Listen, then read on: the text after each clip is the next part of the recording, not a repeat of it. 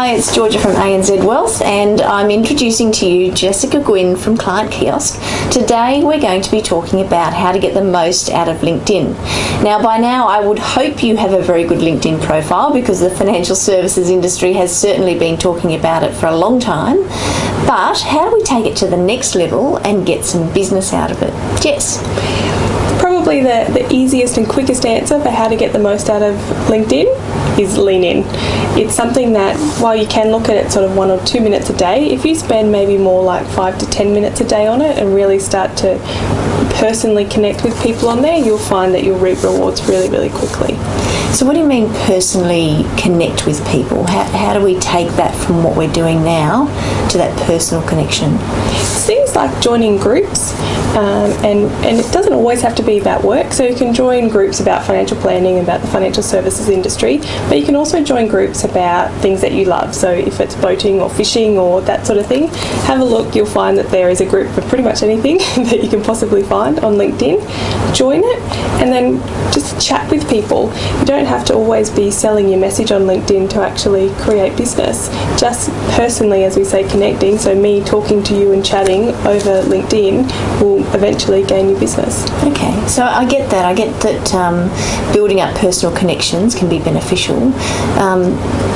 But what's the end game? You know, what do I get out of those personal connections? I guess, again, the easy answer is business.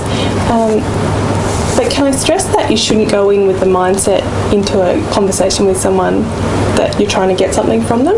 Really what you want to have is a meaningful conversation that maybe you can help them or they can help you. You're not really sure which one it is yet.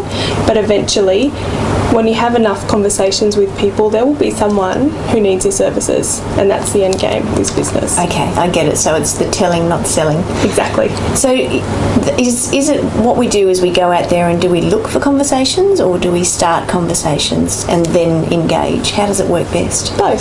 So have a look for conversations. So there's always your news feed, which you'll have people posting different things, sometimes photos, sometimes information. So having, you know, a meaningful comment on those as opposed to I like it or looks great, actually making a comment that asks for conversation back again. The same in groups, going in and having a look and seeing if there's something that you wanted to talk about in there.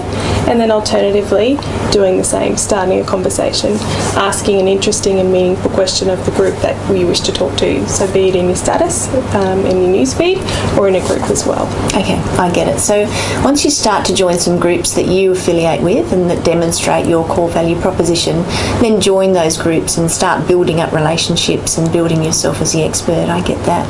What about setting up a company profile in LinkedIn? Do you think that's beneficial? Absolutely. So what it does is create credibility for your company and also for you working for that company. So if you think about how you consume the internet, you would go and search for a company first before you do business with them.